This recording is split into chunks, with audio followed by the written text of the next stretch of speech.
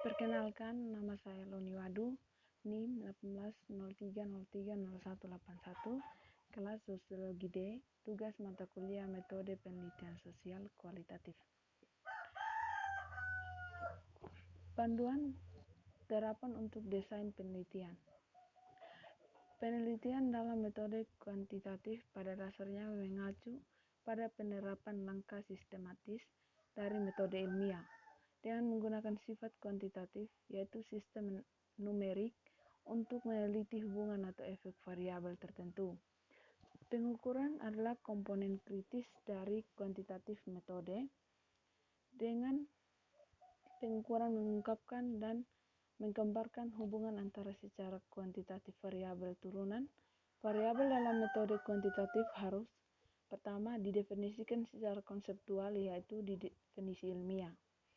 Kemudian dioperasionalkan, yaitu menentukan alat ukur yang sesuai berdasarkan konseptual definisi. Penelitian dalam metode kuantitatif biasanya disebut sebagai proses deduktif dan berulang di alam. Artinya, berdasarkan temuan sebuah teori didukung atau tidak, diperluas atau dipersempurnakan, dan diuji lebih lanjut. Penelitian harus menggunakan langkah-langkah berikut untuk menentukan desain penelitian kuantitatif yang sesuai. Pertama, terukur atau teruji pertanyaan penelitian atau hipotesis harus dirumuskan. Pertanyaan harus mempertahankan kualitas berikut: A. Presisi, B. Kelangsungan hidup, C. Relevansi. Peneliti harus menentukan apakah pengacakan untuk kondisi mungkin atau masuk akal. Selain itu, keputusan harus dibuat tentang bagaimana dan di mana data akan dikumpulkan. Riset eksperimental. Penelitian eksperimental terkadang disebut sebagai eksperimen acak.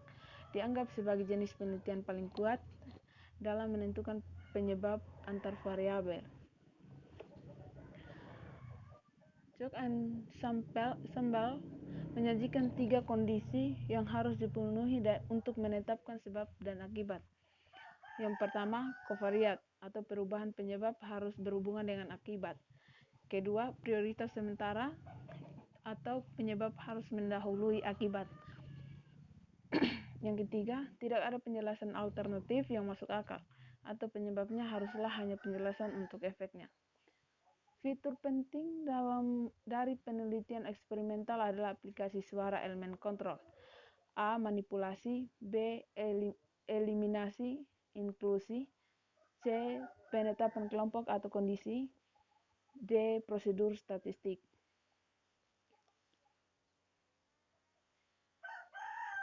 Penelitian kuasi eksperimental.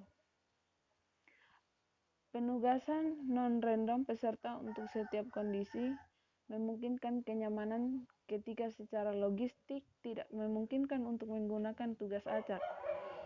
Desain penelitian kuasi eksperimental juga disebut sebagai penelitian lapangan, yaitu penelitian dilakukan dengan kelompok utuh di lapangan sebagai lawan lab, dan mereka juga dikenal sebagai desain non-ekivalen, yaitu peserta tidak ditetapkan secara acak untuk setiap kondisi. Oleh karena itu, kelompok diasumsikan non-ekivalen. Oleh karena itu, perbedaan utama antara eksperimen dan desain penelitian kuasi eksperimental adalah tingkat kontrol dan penugasan ke kondisi. Pengukuran pretest dalam penelitian kuasi eksperimental memungkinkan peneliti untuk mengevaluasi kurangnya kesetaraan kelompok dan bias seleksi, sehingga mengubah statistik analisis antara penelitian eksperimental dan kuasi eksperimental untuk desain yang sama antara subjek pendekatan. Pendekatan antara subjek juga dikenal sebagai kelompok berganda. Pendekatan memungkinkan seorang peneliti untuk membandingkan efek 2 atau lebih kelompok pada satu atau beberapa variabel dependen variabel hasil. Dengan minimal 2 kelompok, peserta masuk setiap kelompok hanya akan dihadapkan pada satu kondisi atau satu tingkat dari variabel independen, tanpa persilangan antara kondisi. Sebuah keuntungan memiliki banyak kelompok adalah memungkinkan untuk A. Acak tugas untuk kondisi yang berbeda atau penelitian eksperimental, dan B. Perbandingan perawatan yang berbeda. Jika desainnya mencakup 2 atau lebih variabel dependen, dapat disebut sebagai pendekatan multivariat, dan ketika desain mencakup satu variabel dependen, itu diklasifikasikan sebagai univariat. Desain pretest dan posttest. Aplikasi umum dan penelitian eksperimental dan kuasi eksperimental adalah pendekatan pretest dan posttest antar subjek.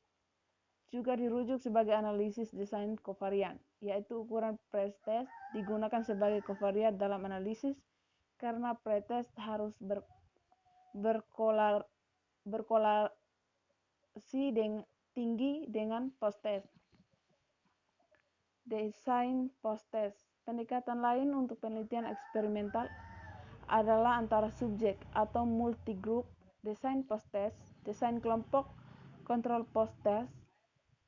Dua kelompok adalah salah satu pendekatan yang lebih umum dalam struktur ini, dengan menghapus observasi pretest komponen dalam subjek dieliminasi.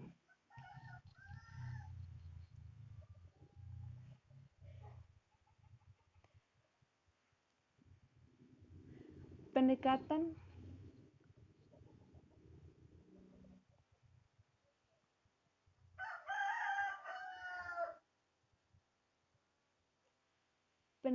regression discontinuity. Pendekatan regresi discontinuity sering disebut sebagai desain RD.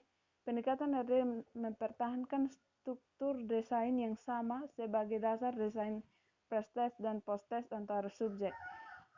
Itu perbedaan utama untuk pendekatan RD adalah metode yang digunakan partisipan penelitian ditugaskan untuk kondisi dan analisis statistik digunakan untuk menguji efeknya. Secara khusus, peneliti menerapkan RD pendekatan sebagai cara untuk menugaskan peserta ke kondisi dalam desain struktur yang menggunakan nilai cutoff atau kriteria pada yang telah ditentukan ukuran kuantitatif, biasanya variabel dependen, tetapi tidak selalu. Desain paling besar yang digunakan dalam pendekatan RD adalah pretest, posttest, dua kelompok desain, kelompok kontrol. Dalam subjek pendekatan, banyak tantangan ketika melakukan penelitian seringkali terkait dengan yang pertama, akses ke peserta, kedua, ketidakmampuan untuk secara acak ditugaskan peserta ke kondisi. Dengan keterbatasan ini,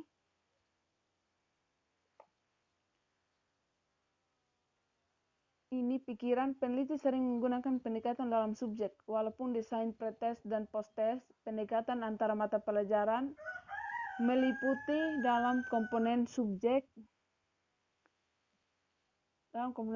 tujuannya belum tentu untuk menguji dengan subjek varian seperti yang dimaksudkan dengan pendekatan dalam subjek. Pendekatan ukuran berulang. Pendekatan pengukuran berulang disusun agar peneliti dapat mengumpulkannya berbagai ukuran dari para peserta. Secara khusus, desain yang menyertakan tindakan berulang memungkinkan peneliti untuk mengumpulkan banyak poin, data, waktu untuk mempelajari laju perubahan sebagai fungsi pengobatan atau waktu. Ini jenis desain biasanya lebih maju, yang membutuhkan statistik lanjutan, analisis untuk meringkas data. Kebanyakan pendekatan kasus tunggal harus gunakan pendekatan pengukuran berulang. Pendekatan ini memungkinkan adanya satu unit analisis untuk berfungsi sebagai kontrol sendiri untuk meminimalkan efek pengobatan. Desain yang menggunakan pendekatan pengukuran berulang juga berguna dalam longitudinal, studi saat memeriksa tren atau fenomena selama periode yang ditentukan waktu. Ada beberapa desain yang menggunakan pendekatan pengukuran berulang. Demikian yang dapat saya sampaikan tentang panduan terapan untuk desain penelitian. Terima kasih.